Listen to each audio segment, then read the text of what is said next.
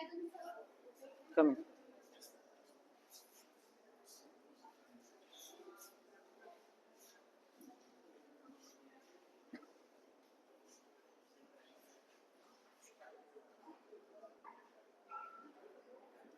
Page पे दे देना अपनी अटेंडेंस मेरे को ना लिख के।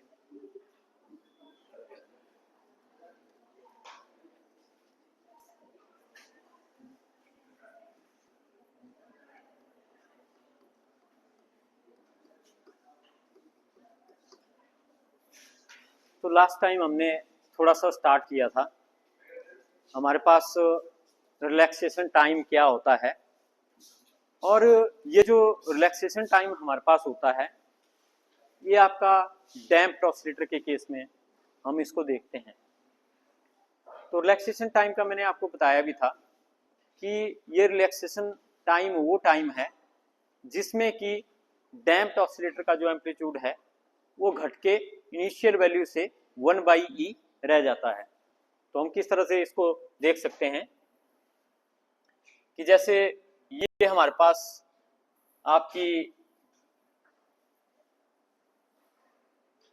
डैम्पिंग हो रही है। तो डैम्पिंग क्या होती है कि टाइम के हिसाब से जो एम्पलीट्यूड है वो आपका डिक्रीज करता है। इधर को हम x लेते हैं, इधर को हम t लेते हैं, और x की जो मैक्सिमम वैल्यू होती है उसको हम एम्पलीट्यूड बोलते हैं। तो यहाँ पे ये मान लो हमारे पास एम्पलीट्यूड है, हमारे पास a0, यहाँ पे एम्पलीट्यूड है a0, लेकिन बोलता है कि आप एक पर्टिकुलर टाइम लेते हैं और उस टाइम को अगर हम रिलैक्सेशन टाइम बोलते हैं। तो यहाँ पे एम्पलीट्यूड a0 था मान लो, और यहाँ पे एम्पलीट्यूड घट के आपका रह गया a0/e। लेकिन ये कितने टाइम में हुआ, यहां से लेकर के यहां तक, तो इसको हम जो है रिलैक्सेशन टाइम बोलते हैं। मतलब कि किसी डैम्प्ड ऑसिलेटर का जो एम्पलीट्यूड घट के आपका 1/e रह जाता है। मान लो किसी पर्टिकुलर टाइम पे एम्पलीट्यूड था a0, लेकिन कुछ टाइम के बाद आपका जो एम्पलीट्यूड घट के रह गया a0/e, लेकिन वो कितना टाइम है, ये टाइम एक्सिस है यहां से लेकर के यहां तक। तो जितना टाइम ऑसिलेटर के एम्पलीट्यूड को 1/e होने में लगा, मतलब अगर यहाँ पे एम्पलीट्यूड a0 है और टॉ टाइम के बाद एम्पलीट्यूड रह गया a0/e, तो जितना टाइम लगा इस टाइम को हम रिलैक्सेशन टाइम जो है बोलते हैं। तो relaxation time is the time in which amplitude initial amplitude of the oscillator decreases to a0/e value. तो मैंने क्या बोला था कि हमारे पास अगर ओरिजिनल एम्पलीट्यूड हमारे पास a0 है, तो रिलैक्सेशन टाइम में ये एम्पलीट्यूड घट के हमारे पास जो है a0/e रह जाता है। तो इस तरह से हम यहाँ पे बोलते हैं कि अगर इनिशियल एम्पलीट्यूड हमारे पास a0 है, तो टॉ टाइम के बाद वो एम्पलीट्यूड आपका रह जाएगा a0/e। तो ये एम्पलीट्यूड है एट ए पर्टिकुलर टाइम, लेकिन ये एम्पलीट्यूड है इनिशियल। तो ये ही सारी हमारे पास जो एक तरह से रिजल्ट है कि ऐसा टाइम जिसमें एम्पलीट्यूड अपनी इनिशियल वैल्यू से घट के 1/e रह जाता है। a0 है इनिशियल वैल्यू, तो अपनी इनिशियल वैल्यू से घट के 1/e हमारे पास रह जाता है। इसको हम जो है रिलैक्सेशन टाइम बोलते हैं। और ये जो e होता है इसकी वैल्यू आपने मैथ में पढ़ी होगी, ये हमारे पास 2.718 हमारे पास होती है e की वैल्यू। मतलब e क्या हुआ, e⁻⁴ तो इसकी e की वैल्यू हमारे पास जो 2.718 हमारे पास e की वैल्यू होती है। तो अगर यहाँ पे आप इसकी वैल्यू पुट करेंगे तो a हमारे पास क्या बनेगा, 1/2.718 इंटू a0, और इसको जब आप कैलकुलेट करेंगे तो ये हमारे पास आएगा 0.368 multiply by a0।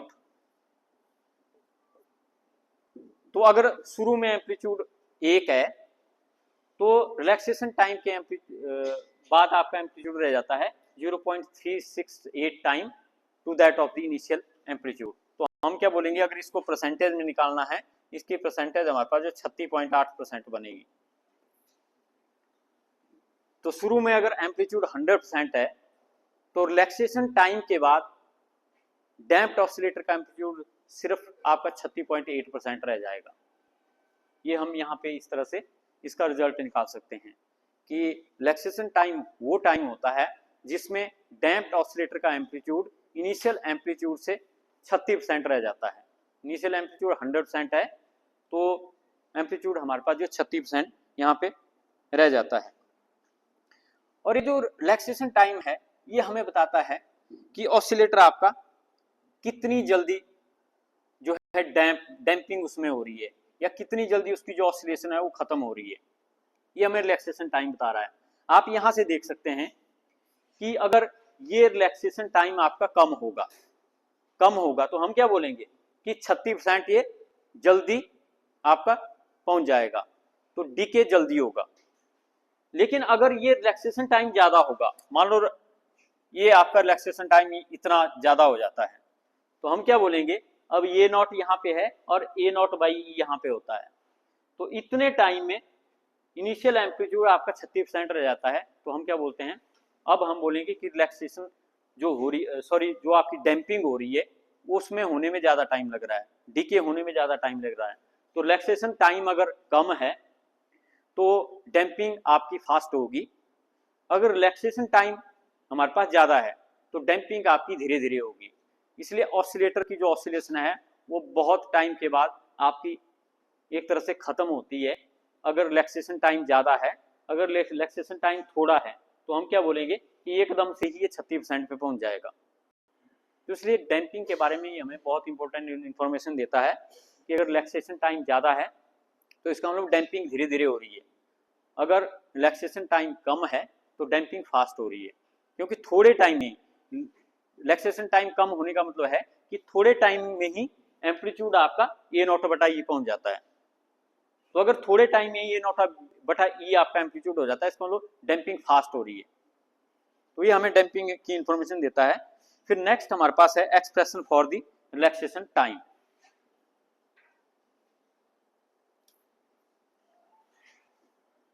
Expression for relaxation time,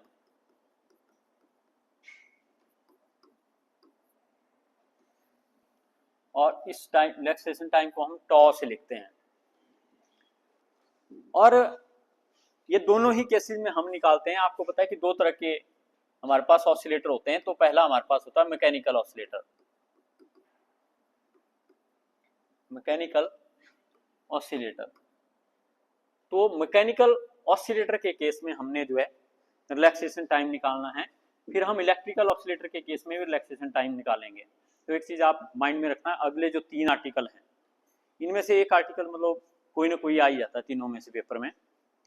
तो इसके बाद आपका लॉगरिथमिक डिक्रीमेंट है, उसके बाद आपका क्वालिटी फैक्टर है, और अभी हम जो रिलैक्सेशन ऑसिलेटर पढ़ रहे हैं तीनों इजी हैं, डेरिवेशन है इनकी, तो थोड़े बहुत इनमें कंसेप्ट हैं। तो ये आपने तीनों तैयार कर लें, ज़्यादा टफ नहीं है। तो हम यहाँ पे मैकेनिकल ऑसिलेटर का रिलैक्सेशन टाइम निकालेंगे। तो बोलता है कि since in case of damp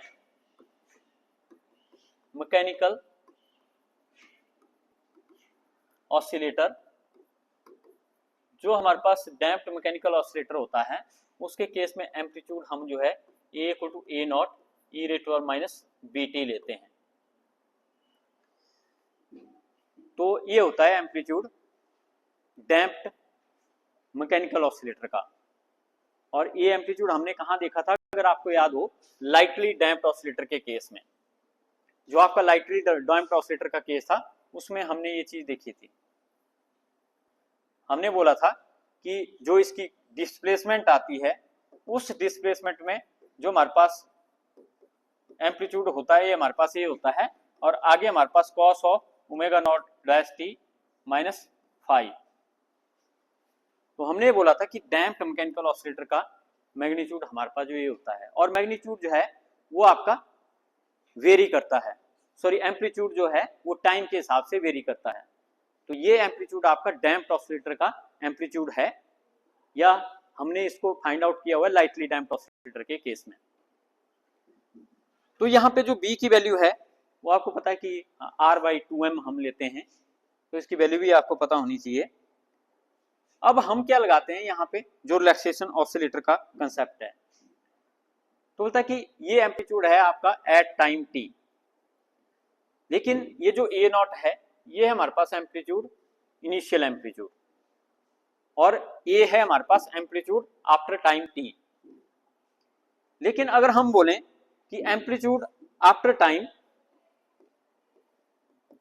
amplitude after time t plus tau, अगर हम टाइम लें t प्लस टॉ, मतलब जो टाइम आपका ऊपर है उसमें अगर हम रिलैक्सेशन टाइम भी ऐड करें, तो उस केस में हमारे पास एम्पलीट्यूड क्या बन जाएगा, उसको हम a डैश से लिखेंगे, it will be A0 e raised power minus b into t plus tau. तो हमने क्या किया, जस्ट टाइम को किससे रिप्लेस किया, t प्लस टॉ से। अगर t टाइम पे एम्पलीट्यूड a है तो t प्लस टॉ पे एम्पलीट्यूड कितना होगा, a डैश। ये डिफरेंट होगा तो इसलिए हमने इसको डैश दे दिया यहाँ पे। तो a dash is the amplitude at time t plus tau. और अगर हम रिलैक्सेशन टाइम की बात करें तो हमने क्या बोला है कि हमारे पास अगर हम रिलैक्सेशन टाइम की बात करें तो हम क्या बोलेंगे कि a dash will be equal to a by e, कि अगर टाइम यहाँ पे आप रिलैक्सेशन टाइम लेते हैं तो रिलैक्सेशन टाइम में जो एम्पलीट्यूड है वो आपका घट के a बटा ई रह जाता है। तो इसलिए हम क्या बोलेंगे कि हमारे पास जो A0, ये जो डेफिनेशन है हमारे पास कि शुरू में हमारे पास एम्पलीट्यूड अगर a है और एम्पलीट्यूड घट के हमारा a डैश रह जाता है, तो ये हमारे पास होता है रिलैक्सेशन टाइम में। तो इसलिए अब हम यहाँ पे ये जो मैंने यहाँ पे सर्कल किया इसमें a डैश और a की वैल्यू दोनों पुट करेंगे। तो a डैश की वैल्यू हम लेफ्ट साइड में पुट करेंगे तो हमारे पास A0 e raised power minus b और t plus tau will be equal to a बटा ई, लेकिन a हमारे पास है यहाँ पे आपका A0 और e raised power minus bt और डिवाइडेड बाय e।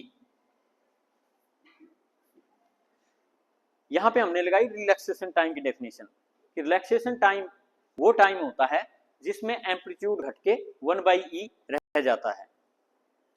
तो ये पहले एम्पलीट्यूड था a डैश, फिर हमारे पास रह गया a, लेकिन ये कितने टाइम में हुआ, टॉ टाइम में। तो इसलिए हमने यहाँ पे क्या किया कि जब टाइम था a तब हमने टाइम लिया t, जब हो गया a डैश तो हमने टाइम लिया t प्लस टॉ, तो टॉ टाइम आपका रिलैक्सेशन टाइम आया। तो इसके केस में टाइम था t, तो t टाइम पे एम्पलीट्यूड a था, लेकिन t प्लस टॉ टाइम पे एम्पलीट्यूड आपका a डैश हो गया।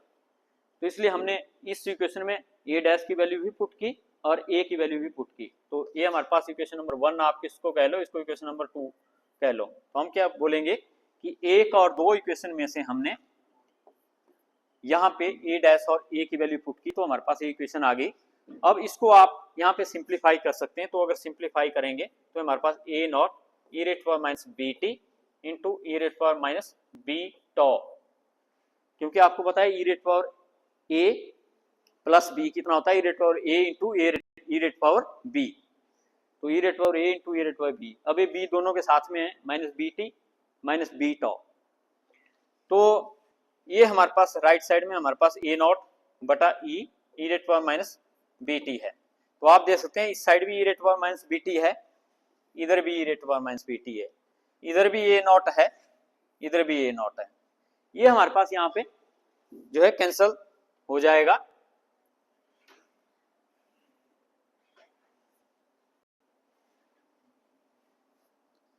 और जो आपके पास यहाँ पे बचेगा वो सिर्फ बचेगा e raised power minus b tau equal to 1/e। और आपको पता है 1/e को आप e रेट पावर माइनस 1 भी लिख सकते हैं। तो हम क्या बोलेंगे कि e raised power minus b tau will be equal to e raised power minus 1। अब दोनों साइड e है, बेस सेम है तो पावर भी सेम होनी चाहिए इक्वल होने के लिए, इसलिए हम क्या बोलेंगे, it implies b tau will be equal to 1। Minus B tau will be equal to -1, तो B tau will be equal to 1, minus sign minus से कैंसिल हो जाएगा। तो दोनों साइड को इक्वल होने के लिए यहाँ पे बेस सेम, ये बेस इक्वल है तो पावर भी इक्वल होनी चाहिए, तो B tau must be equal to 1। तो हमारे पास टॉ कितना आएगा, टॉ आएगा 1/b, और टॉ हमारे पास क्या है, रिलैक्सेशन टाइम। लेकिन b की वैल्यू हमारे पास कितनी होती है मैकेनिकल ऑसिलेटर के केस में, r/2m, तो इसलिए टॉ कितना आएगा आपके पास 2m/r। ये हमारे पास आया मैकेनिकल ऑसिलेटर के केस में रिलैक्सेशन टाइम। हम यहाँ पे देख सकते हैं कि रिलैक्सेशन टाइम जो है डैम्पिंग कांस्टेंट पे डिपेंड करता है, तो जितना ज्यादा डैम्पिंग कांस्टेंट होगा उतना कम रिलैक्सेशन टाइम होगा, और जितना कम डैम्पिंग कांस्टेंट होगा उतना ज्यादा ही आपका रिलैक्सेशन। मतलब क्या हुआ कि डैम्पिंग जब ज्यादा होगी तो रिलैक्सेशन टाइम कम होगा, जल्दी डीके होगा, और जब हमारे पास डैम्पिंग कम होगी तो टॉ ज्यादा होगा। तो डैम्पिंग नहीं हो रही है अगर किसी सिस्टम में, तो उसके केस में एम्पलीट्यूड बहुत स्लोली आपका जो है डीके करता है, मतलब एकदम से कम नहीं हो जाएगा एम्पलीट्यूड। तो इसलिए मैंने बोला कि टॉ डिसाइड करता है, जो रिलैक्सेशन टाइम है वो डिसाइड करता है कि डैम्पिंग कितनी होगी। तो टॉ डिपेंड करता है आर पे, डैम्पिंग कांस्टेंट पे। अगर डैम्पिंग कांस्टेंट ज्यादा है तो टॉ कम होगा, अगर डैम्पिंग कांस्टेंट कम है तो टॉ ज्यादा होगा। तो डैम्पिंग कांस्टेंट हमें डैम्पिंग के बारे में बताता है, मतलब डैम्पिंग टर्म, अगर डैम्पिंग टर्म हमारे पास कम होगी तो रिलैक्सेशन टाइम ज्यादा होगा, अगर डैम्पिंग हमारे पास ज्यादा होगी तो रिलैक्सेशन टाइम कम होगा। तो ये चीज हम यहाँ पे देखते हैं। और फिर इसी तरह से हम इलेक्ट्रिकल ऑसिलेटर का भी करते हैं। तो ये तो हो गया पहला केस जो हम मैकेनिकल ऑसिलेटर का यहाँ पे कर रहे हैं। अब हम इसी तरह से मैकेनिकल ऑसिलेटर का भी यहाँ पे केस करेंगे कि ये जो रिलैक्सेशन टाइम है इसका एक्सप्रेशन हमने निकालना है इलेक्ट्रिकल ऑसिलेटर के लिए। तो इलेक्ट्रिकल ऑसिलेटर के लिए हम इसका एक्सप्रेशन निकालेंगे। तो हमें पता है कि जो हमारे पास इलेक्ट्रिकल ऑसिलेटर है, ये हमारे पास जो है इसका दूसरा केस यहाँ पे रहेगा फॉर इलेक्ट्रिकल ऑसिलेटर। और इलेक्ट्रिकल ऑसिलेटर का भी जो एम्पलीट्यूड था हमारे पास, वो हमारे पास आया था Q0 इक्वल टू e⁻⁻bt। तो जैसा मैंने बोला कि मैकेनिकल ऑसिलेटर के केस में डिस्प्लेसमेंट कम होती है टाइम के हिसाब से, लेकिन इलेक्ट्रिकल ऑसिलेटर के केस में चार्ज कम होता है टाइम के हिसाब से। और ये जो मैंने यहाँ पे एक्सप्रेशन लिखा हुआ है, मैंने बोला था कि इलेक्ट्रिकल ऑसिलेटर के लिए भी सेम होता है, लेकिन फर्क कितना होता है कि x की जगह यहाँ पे Q हमारे पास होता है, और यहाँ पे A0 की जगह Q0 हमारे पास होता है। तो Q0 होती है चार्ज की मैक्सिमम वैल्यू। तो इसलिए हम क्या बोलेंगे कि ये एम्पलीट्यूड इस तरह से वेरी होता है इलेक्ट्रिकल ऑसिलेटर का। तो यहाँ भी हमने यही बोला था कि इलेक्ट्रिकल ऑसिलेटर का जो एम्पलीट्यूड है वो चेंज होता है, क्योंकि इस पूरे को हम एम्पलीट्यूड बोलते हैं। यहाँ पे e⁻⁻bt है, तो जैसे जैसे t बढ़ेगा तो Q0 e⁻⁻bt कम होगा। तो इसी तरह से जैसे यहाँ पे ग्राफ मैंने बनाया हुआ है, ये लाइटली डैम्प्ड का है, तो इलेक्ट्रिकल ऑसिलेटर में भी इसी तरह का ग्राफ हमें देखने को मिलता है। लेकिन हम क्या बोलते हैं कि इलेक्ट्रिकल ऑसिलेटर के केस में जो डैम्प्ड ऑसिलेटर होता है उसके केस में जो Q होता है वो Q0 e⁻⁻bt हम यहाँ पे लेते हैं। और अगर हम यहाँ भी किसी पर्टिकुलर टाइम पे बात करें कि हमारे पास जो चार्ज है वो आपका t प्लस टॉ टाइम पे अगर हम इसको लें तो हमारे पास Q0 e⁻⁻b into t plus tau. तो बोलता है कि अगर टाइम t है तब तो चार्ज होगा Q, t टाइम है, लेकिन आप क्या करते हैं उस t टाइम में टॉ टाइम इंक्रीज करते हैं। तो यहाँ पे हमने क्या किया, t टाइम में, ये t है हमारे पास, t टाइम में हमने टॉ इंक्रीज किया। तो आपको पता है कि जब हम t से टॉ रिलैक्सेशन टाइम उसमें ऐड करते हैं तो रिलैक्सेशन टाइम में जो हमारा एम्पलीट्यूड है वो घट के 1/e रह जाता है। तो हम क्या बोलेंगे कि Q dash will be equal to Q divided by E। यहाँ पे तो t टाइम पे चार्ज है Q, लेकिन Q डैश जो हो जाएगा वो हो जाएगा 1/e, क्योंकि यहाँ पे आप ले रहे हैं रिलैक्सेशन टाइम। दोनों में फर्क क्या है? टाइम का फर्क है। यहाँ पे टाइम था टी, यहाँ पे टाइम था टॉ, रिलैक्सेशन टाइम। तो रिलैक्सेशन टाइम में क्या फर्क पड़ता है? जो क्यू है वो घट के क्यू डैश बाई ई हमारे पास रह जाता है।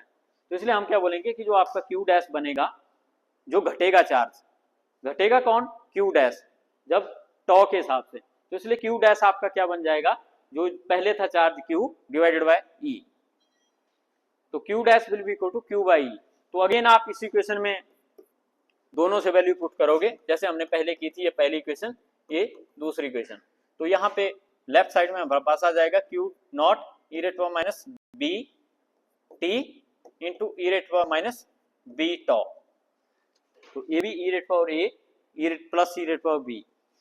तो इस तरह से हमें इसको ओपन, और राइट साइड में हमारे पास क्यू, लेकिन क्यू हमारे पास कितना है? Q not e rate power minus B T, और यहाँ पे सब बटा ई, और यहाँ भी वैसे ही कैंसिल होगा, क्यू नॉट से क्यू नॉट कैंसिल होगा, e rate power minus B t से e rate power minus B t cancel होगा, और यहाँ पे अगेन आपका वही बच जाएगा, e rate power minus B tau equal to e rate power minus 1।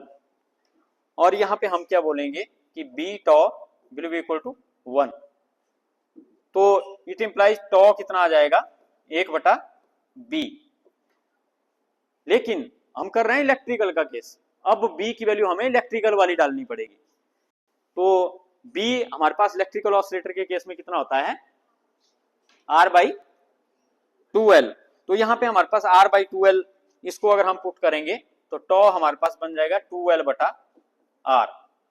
तो इलेक्ट्रिकल ऑसिलेटर के केस में b होता है R/2L, लेकिन यहाँ पे है 1/b, उल्टा होगा। तो b होता है R/2L, तो टॉ आएगा 2L/R। तो इसलिए हम क्या बोलेंगे कि टॉ जो होता है इलेक्ट्रिकल ऑसिलेटर में वो 2L/R हमारे पास होता है। अब हम यहाँ पे क्या बोलेंगे कि रिलैक्सेशन ऑसिलेटर का जो रिलैक्सेशन टाइम जो होता है डैम्प्ड इलेक्ट्रिकल ऑसिलेटर का, वो L और R दोनों पे डिपेंड करता है। अगर इंडक्टेंस ज्यादा है तो टॉ ज्यादा होगा, अगर रेजिस्टेंस ज्यादा है तो टॉ कम होगा। अगर किसी सर्किट का रेजिस्टेंस ज्यादा है तो मतलब डैम्पिंग ज्यादा करेगा, ऑसिलेशन को खत्म करेगा। तो इसलिए अगर रेजिस्टेंस ज्यादा है तो जल्दी ऑसिलेशन खत्म होगी, मतलब रिलैक्सेशन टाइम आपका कम होगा। रिलैक्सेशन टाइम क्या होता है? जिस टाइम में आपकी ऑसिलेशन खत्म होती है जल्दी, मतलब 36% रह जाती है, जितने टाइम है उसको हम रिलैक्सेशन टाइम बोलते हैं। तो इसलिए रेजिस्टेंस ज्यादा होगा तो डैम्पिंग फास्ट होगी, रिलैक्सेशन टाइम जल्दी आपका आ जाएगा। तो tau will be less when R will be more, and tau will be more when R is less. अगर किसी सर्किट का रेजिस्टेंस कम है तो उसमें ऑसिलेशन होती रहेगी लंबे टाइम तक। तो इसलिए रेजिस्टेंस पे डिपेंड है और इंडक्टर पे डिपेंड है। अगर इंडक्टेंस ज्यादा है तो रिलैक्सेशन टाइम भी ज्यादा होगा, अगर इंडक्टेंस हमारे पास कम है तो रिलैक्सेशन टाइम भी हमारे पास जो है कम होगा। तो इस तरह से ये आपका आर्टिकल था। तो क्वेश्चन आता है कि what do you mean by relaxation time? Relaxation time क्या होता है? Derive the expression for the relaxation time in case of mechanical and electrical oscillator both. तो दोनों का इकट्ठा आता है। तो सेम है प्रोसीजर, यहाँ पे Q equal to Q naught होता है, वहां पे A equal to A naught होता है। तो इजी है, ऐसा नहीं है कुछ नहीं। अब इसके बाद हमारे पास नेक्स्ट आर्टिकल है, दैट इज लॉगरिथमिक डिक्रीमेंट। ये क्वेश्चन भी सेम इसी तरह का है, और ये भी हमारे पास जो कई बार पेपर में पूछा गया है पहले भी।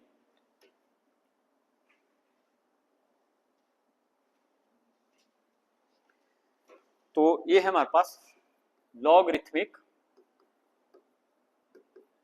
डिक्रीमेंट।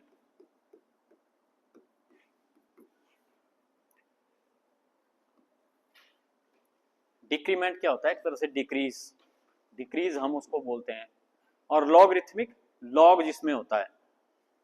तो इन टर्म्स ऑफ लॉग हम यहाँ पे जो है इसकी बात करेंगे। तो बोलते हैं कि ये लॉगरिथमिक डिक्रीमेंट जो होती है इसको हम डेल्टा से शो करते हैं, जो स्मॉल डेल्टा होता है। एक कैपिटल डेल्टा होता है, एक स्मॉल डेल्टा होता है। कैपिटल डेल्टा आपका ट्रायंगल की तरह होता है, और स्मॉल डेल्टा हमारे पास इस तरह से हमारे पास होता है। तो जो हमारे पास लैटिन वर्ड है वो भी कैपिटल स्मॉल दोनों होते हैं, ओमेगा और कैपिटल ओमेगा भी होता है। तो लॉगरिथमिक डिक्रीमेंट को हम स्मॉल डेल्टा से बताते हैं। तो बोलते हैं ये लॉगरिथमिक डिक्रीमेंट हमारे पास क्या होती है, बोलती है ये होती है हमारे पास natural logarithm of ratio of the amplitude at any time to that of the amplitude after one time period of it. तो अगर हम इसको डिफाइन करें तो आप इसी मैथमेटिकल इक्वेशन से आप देख सकते हैं कि लॉगरिथमिक डिक्रीमेंट होती है नेचुरल लॉगरिथम ऑफ, अगर यहाँ पे होता है 10 तो हमारे पास जो बेस 10 वाले होते हैं वो अलग होते हैं, और जो नेचुरल लॉगरिथम होता है उसमें ई हमने लिखते हैं।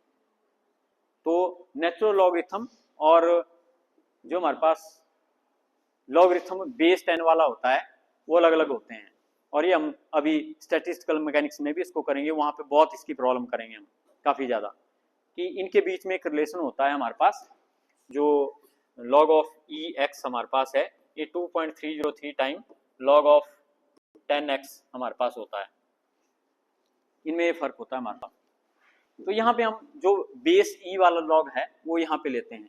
Logarithmic decrement is natural logarithm of the या logarithm of base e times amplitude of the oscillator at any time t and amplitude of the oscillator after one time period.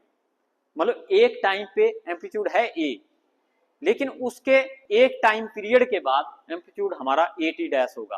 तो आपको पता है कि कैसे हम इसको लेते हैं कि यहाँ पे हमारे पास हो गया एक ऑसिलेशन, ये हमारे पास होगी दूसरी ऑसिलेशन, तो यहाँ से लेकर के यहाँ तक का जो टाइम लेते हैं वो हम लेते हैं t, ये हो गया एक टाइम पीरियड।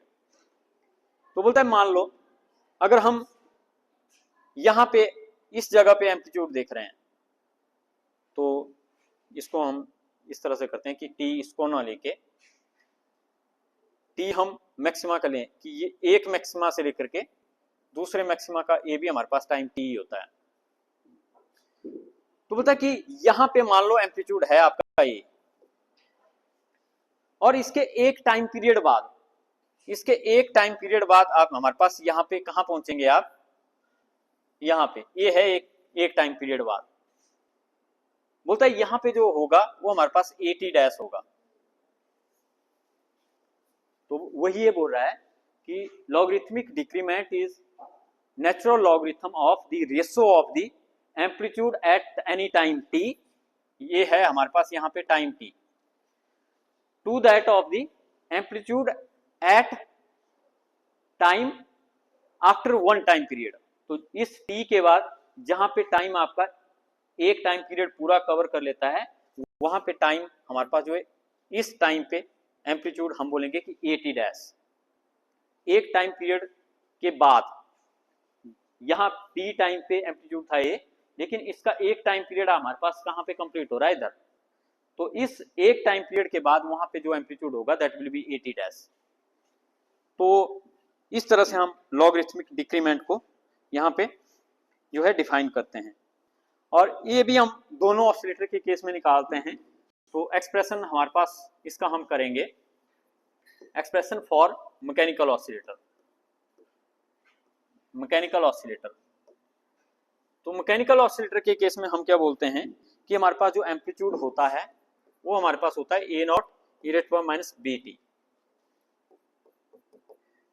अगर हम t टाइम पे बात करेंगे मतलब यहाँ पे, और एक चीज मैंने क्या किया, एम्पलीट्यूड सेम बना दिया, लेकिन जो डैम्प्ड ऑसिलेटर होता है उसका एम्पलीट्यूड धीरे धीरे खत्म होता है। तो यहाँ पे ऑसिलेशन आपकी अनडैम्प्ड जैसी नहीं बनेगी, ये हमारे पास डैम्प जैसी बनेगी कि पहले एम्पलीट्यूड ज्यादा फिर कम फिर ज्यादा फिर कम फिर ज्यादा फिर कम। तो जैसे मैंने पहले डायग्राम बनाई थी रिलैक्सेशन ऑसिलेटर के केस में, वैसे ही बनेगी इस केस में भी। तो t टाइम पे एम्पलीट्यूड इतना होगा a नॉट e⁻bt, जो कि हम डैम्प्ड ऑसिलेटर का एम्पलीट्यूड यहाँ पे लेते हैं। और अगर हम एम्पलीट्यूड देखें ये है हमारे पास एट टाइम t, और अगर हम एम्पलीट्यूड लें एम्पलीट्यूड हम लें ए टी डैश। तो एम्पलीट्यूड हमारे पास कितना होगा, it will be A not e rate power minus B T plus T dash.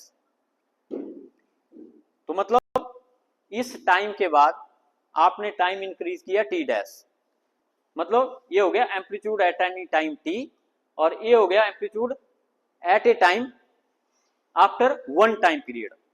तो टी टाइम के बाद एक टाइम पीरियड और, तो वो एम्पलीट्यूड हम ले रहे हैं 80 डैश। तो ये यही मैंने यहाँ पे भी लिखा हुआ है, logarithmic decrement is simply ratio of the natural logarithm of the amplitude at any time T to that of the amplitude after one time period. तो ये हम इस तरह से यहाँ पे इसको लिखेंगे। अब हम लॉगरिथमिक डिक्रीमेंट डिफाइन फॉर्मूले में पुट कर देंगे ऊपर, जो आपने ऊपर लिया हुआ है। तो हमारे पास कितना बनेगा, लॉग ऑफ ई, और ऊपर आएगा हमारे पास ए, और ए आपका कितना है A not e rate power minus B T, और नीचे हमारे पास आएगा ए टी डैश, और वो आपका कितना आएगा A not e rate power minus B T into e rate power minus B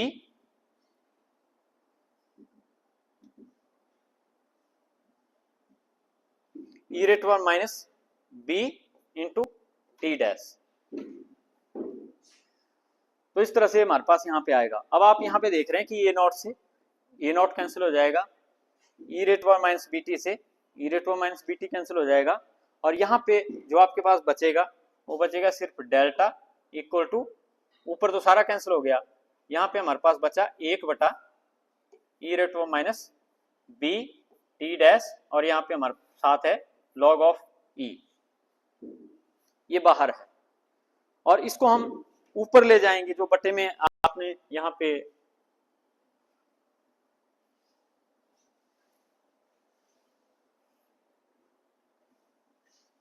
जो यहाँ पे हमने नीचे लिखी हुई रकम,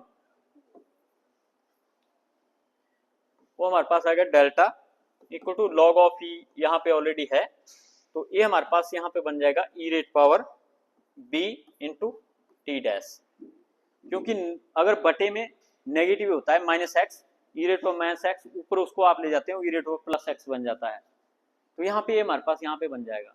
अब आपको पता है कि ये लॉग ई और एक्सपोनेंशियल आपस में कैंसिल हो जाते हैं, तो लॉग जो लेते हैं और जो एक्सपोनेंशियल होता है, लॉग और एक्सपोनेंशियल एक दूसरे के रेसिप्रोकल होते हैं, तो इसलिए यहाँ पे भी ई है, ये भी लॉग है ई बेस वाला। अगर ये 10 वाला होता तब नहीं होना था कैंसिल, ये है बेस ई वाला, तो ये आपस में कैंसिल हो जाते हैं। तो यहाँ पे हम क्या बोलेंगे कि डेल्टा आपका क्या बचेगा, बी टी डैश। और हम मैकेनिकल ऑसिलेटर की बात कर रहे हैं, और मैकेनिकल ऑसिलेटर के केस में बी कितना होता है, आर बाई 2m, और साथ में टी डैश। तो ये हमारे पास यहाँ पे आएगी लॉगरिथमिक डिक्रीमेंट। ये है हमारे पास expression for the logarithmic decrement. और लॉगरिथमिक डिक्रीमेंट के केस में हम बोलते हैं कि लॉगरिथमिक डिक्रीमेंट डायरेक्टली प्रोपोर्शनल होती है डैम्पिंग फैक्टर के। तो जितनी ज्यादा डैम्पिंग होगी उतना ज्यादा ही लॉगरिथमिक डिक्रीमेंट हमारे पास होगा, और जितने ज्यादा आपका टाइम पीरियड होगा उतना ही ज्यादा हमारे पास जो लॉगरिथमिक डिक्रीमेंट भी होगी। तो ये एक्सप्रेशन है आपके पास लॉगरिथमिक डिक्रीमेंट के लिए इन केस ऑफ मैकेनिकल ऑसिलेटर। और इसी तरह से हम इन केस ऑफ इलेक्ट्रिकल ऑसिलेटर भी करते हैं। इसका दूसरा पार्ट भी है इलेक्ट्रिकल ऑसिलेटर के केस में। तो इलेक्ट्रिकल ऑसिलेटर के केस में भी हम बिल्कुल इसी तरह से करते हैं। तो अगर हम इलेक्ट्रिकल ऑसिलेटर की बात करें तो वहां पे A equal to A not e rate power minus B t नहीं हम लिखते हैं, वहां पे हम लिखते हैं Q equal to Q not e rate power minus B t. ये होता है मैक्सिमम हमारे पास value at any time t of the charge in case of damp electrical oscillator. और अगर हम वन टाइम पीरियड आफ्टर लें तो उसको हम क्या बोल देंगे, क्यू टी डैश। और एक क्यू टी डैश हमारे पास कितना हो जाएगा, Q not e rate power minus B और T plus tau, sorry tau नहीं आएगा, यहाँ पे आएगा टी डैश। तो ये तो हो गया हमारे पास चार्ज की वैल्यू एट टाइम टी, और ये होगी चार्ज की value after time t one time period. तो one time period after time t, ये हमारे पास जो चार्ज की वैल्यू होगी। और जो लॉगरिथमिक डिक्रीमेंट है उसको हम डेल्टा से लिखते हैं, और ये हमारे पास क्या होती है, log of e ratio of the charge at time t divided by ratio of the charge at time after one time period. तो ये हमारे पास आएगी q not e raise to power minus B T plus T dash. फर्क सिर्फ इतना है, वहां पे ए नॉट था, यहाँ पे क्यू नॉट है, और क्यू नॉट से क्यू नॉट कैंसिल हो जाएगा, और यहाँ पे e raise to power minus a cancel हो जाएगा। तो यहाँ पे जो डेल्टा है वो आपका यहाँ पे कितना बचेगा, लॉग ऑफ ई और e raise power b T dash, और यहाँ भी जो लॉग ई है और ई है वो आपका खत्म हो जाएगा। तो यहाँ भी हमारे पास वही फॉर्मूला आएगा बी टी डैश सेम, लेकिन यहाँ पे बी डिफरेंट होता है। बी कितना होता है, आर बाई 12, तो इसलिए इस केस में डेल्टा क्या बनेगा, आर टी डैश बाई 12। तो हम क्या बोलेंगे, जितना ज्यादा रेजिस्टेंस होगा लॉगरिथमिक डिक्रीमेंट उतनी ज्यादा होगी, जितना ज्यादा इंडक्टेंस होगा उतनी कम लॉगरिथमिक डिक्रीमेंट होगी, या जितना कम इंडक्टेंस होगा उतनी ज्यादा लॉगरिथमिक डिक्रीमेंट हमारे पास होगी। तो ये हमारे पास जो लॉगरिथमिक डिक्रीमेंट के लिए हमारे पास एक्सप्रेशन था, और इन्होंने थोड़ा सा आगे वैसे दिया हो कि टी डैश हम जो है 2 pi by omega naught dash की वैल्यू से निकालते हैं, ये हमने पहले भी किया हुआ है। तो ये हमारे पास 2 pi under root of 1 divided by s by m minus r square by 4m square से हम इसकी वैल्यू निकालते हैं। मतलब टाइम पीरियड और फ्रिक्वेंसी का बीच का रिलेशन है, उन्होंने वैसे ही यहाँ पे इसको किया हुआ है। तो फिर इसके बाद हम इसके साथ में ये आर्टिकल है एक कि लॉगरिथमिक डिक्रीमेंट और रिलैक्सेशन टाइम में क्या रिलेशन होता है दोनों के बीच में। तो अगर हम इसको करें तो नेक्स्ट है हमारे पास रिलेशन बिटवीन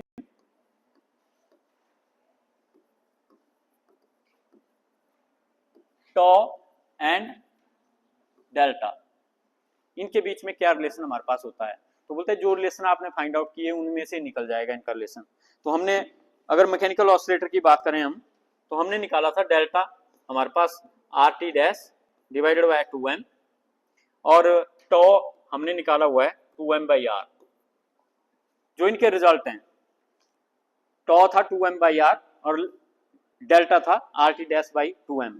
बोलते इन दोनों को मल्टीप्लाई कर दो, डेल्टा गुणा टॉ, तो ये राइट साइड भी इनकी मल्टीप्लाई हो जाएगी, R T dash by 2m और 2m बाई आर। तो r से r कैंसिल, 2m से 2m कैंसिल, तो यहाँ पे डेल्टा इंटू टॉ आपका कितना बचा, सिर्फ t डैश। तो डेल्टा हम क्या बोलेंगे, अगर डेल्टा तो हम बोलेंगे कि it will be t dash divided by tau.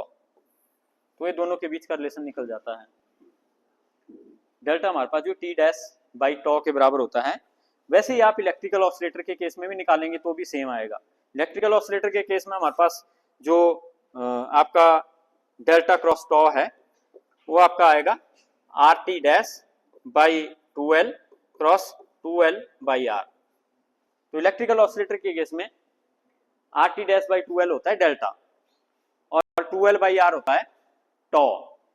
तो यहाँ भी 2l से 2l कैंसिल हो जाएगा, r से r कैंसिल हो जाएगा, वही रिलेशन आपका बनेगा, delta cross tau equal to t dash, और यही हमारे पास सेम आता है।